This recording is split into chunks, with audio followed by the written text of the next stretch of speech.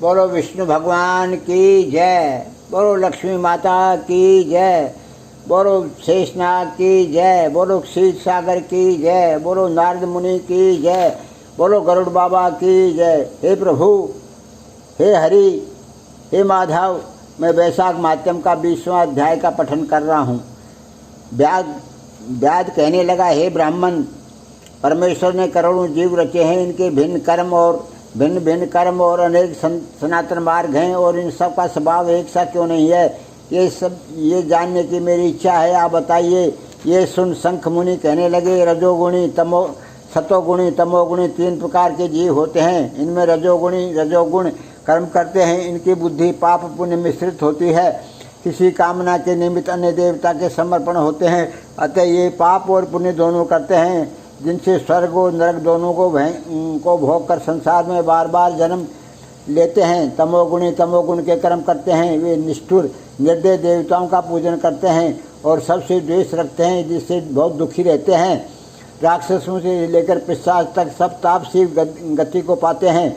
सतोगुण कर्म करते हैं, ये धर्मशील, दयावान, श्रद्धावान, पराई निंदा नहीं करने वाले तक कामना रहित होते हैं, जिससे अर्धलोक को जाते हैं। संसार में कभी कभी इन गुणों में विषमता भी हो जाती है, इसी कारण ऊंचे नीचे कर्म करने से सुख दुख अभाव आते हैं और प्रगति का कभी नाश नहीं होता। अपने अपने गुणों से कर्मों के फल भोगने पड़ते हैं।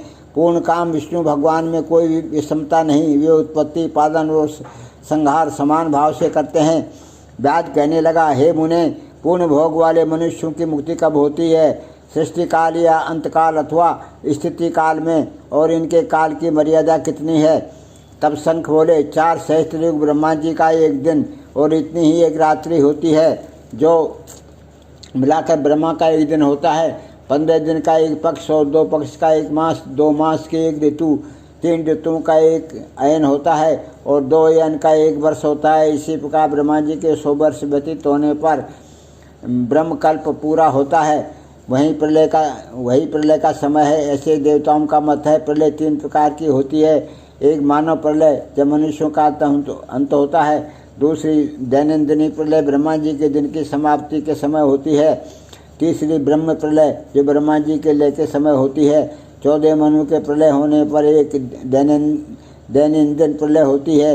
इन प्रलयों की उतनी ही अवधि पर्यंत स्थिति रहती है। मानवंतर प्रलय में भूर्भु स्वयं 3 लोकों का लय होकर चेतन जीवों का ही नाश होता है, लोकों के स्वरूप का नहीं।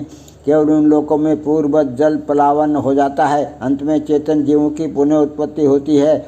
और हे व्याध, दैनंदिनी प्रलय में ब्रह्मा जी के शयन करने पर चेतन अधिभूत जीवों सहित लोकों और लोकस्थ सबका नाश होता है। केवल सत्यलोक रह जाता है। कोई तत्वाभिमानी देवता और मुनि ही तथा सत्यलोक के शयन करने वाले ही बचे रहते हैं। ये सब कल्पांत तक सोते रहते हैं। फिर रात्रि के समाप्त होने पर पूर्व सृष्टि के अनुसार ब्रह्मा जी सृष्टि की पुनः रचना करते हैं। ऋषि देव पितृलोक और वर्ण धर्मों सहित 4 वर्णों को अलग अलग रचते हैं। तब चक्रधारी विष्णु के 10 अवतार पुनः नियम के अनुसार होते हैं। जो देवता ऋषि ब्रह्मा जी के संग मुक्ति पाने वाले हैं, वे ब्रह्मलोक में ही रहते हैं, और जो राजा साधु और सिद्धि को प्राप्त हुए ब्रह्मलोकवासी हैं, वे सब सत्यलोक में ही स्थिर रहते हैं, यहाँ नहीं आते। कलयुग समाप्त होने पर दैत्यों का नाश होता है। फिर वे अपने कर्मानुसार वैसे ही कर्म करने वाले होते हैं और अपने निर्णय स्थान में अपने अपने गोत्रों में जन्म लेते हैं।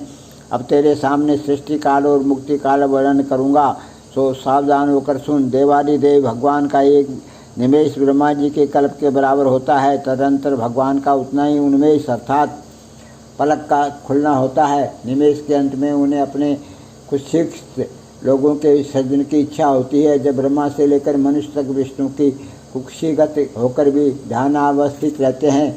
उन्मेष के प्रथम भाग में चतुर्व्यूहात्मक विष्णु 60 गुण होकर व्यूह में स्थित वासुदेव से ब्रह्मा को सायुज्य मुक्ति देकर महाविभू तत्पश्चात महात्माओं को तत्वज्ञान रूपी सारुज्य मुक्ति देते हैं। किसी को समीप मुक्ति देते हैं, अन्य मनुष्यों को सालोक्य मुक्ति देकर अनिरुद्ध रूप से संपूर्ण स्थित लोकों का अवलोकन करते हैं।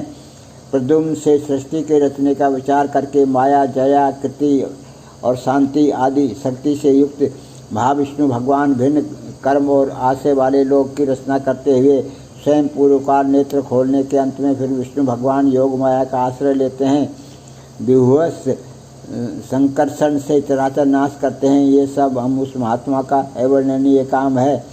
ये कार्य ब्रह्मादि और योगियों द्वारा भी अकथनीय है।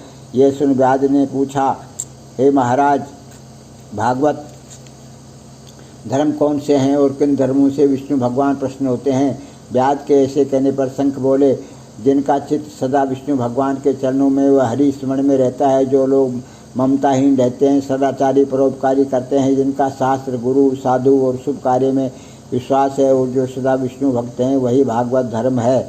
सब देशों में घूमना, सब कर्मों को करना और धर्मों को सुनना, परंतु चित्त को विषयों में रखने वाले कुछ भी नहीं कर सकते।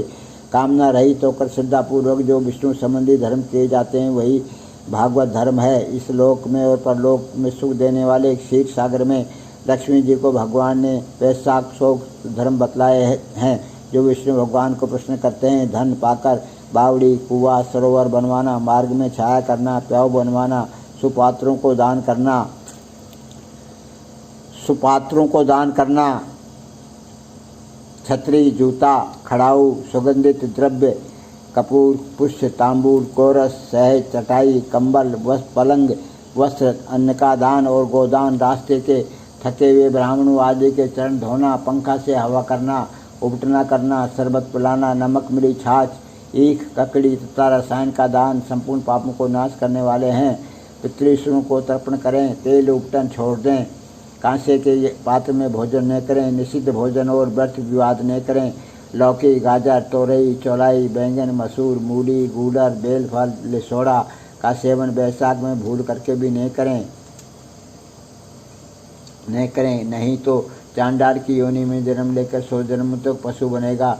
मधुसूदन भगवान की प्रसन्नता के लिए प्रातःकाल स्नान कर विष्णु भगवान की प्रतिमा बनवा वस्त्र आभूषणों से सुसज्जित कर नित्य कर्म करके पूजन करें और वैशाख माध्यम की कथा मन लगाकर सुने। तब ब्राह्मण को भोजन कर दक्षिणा सहित प्रतिमा ब्राह्मण को अर्पण कर दें। वैशाख की द्वादशी को दही और अन्नदान, जल का घड़ा, तांबूल, फल और दक्षिणा योग ब्राह्मण को दें। धर्मराज को प्रसन्न करने के लिए दही और अन्न, तांबूल, दक्षिणा दान करें। पहले दही और अन्न से पितृषुओं को तृप्ति को अक्षत दें, फिर गुरु और विष्णु को दें और इच्छा शक्ति को दान कर वैकुंठ प्राप्ति के निमित्त विष्णु भगवान से प्रार्थना करें। ऐसा करने से सब पापों से छूट अपने 100 कुलों का उद्धार कर सूर्य मंडल को वेद विष्णु के परम धाम को जाता है। जब सूर्यदेव जी वैशाख मास के धर्म की कथा कह रहे थे, इतने में ही वहाँ पंचशाखी वृक्ष पृथ्वी पर गिर पड़ा और उस वृक्ष की कोटर में से एक बड़ा भयंकर सर्प तत्काल पाप रूपी देह का त्याग कर हाथ जोड़कर सिर झुका वहाँ बैठ गया। बोलो विष्णु भगवान की जय।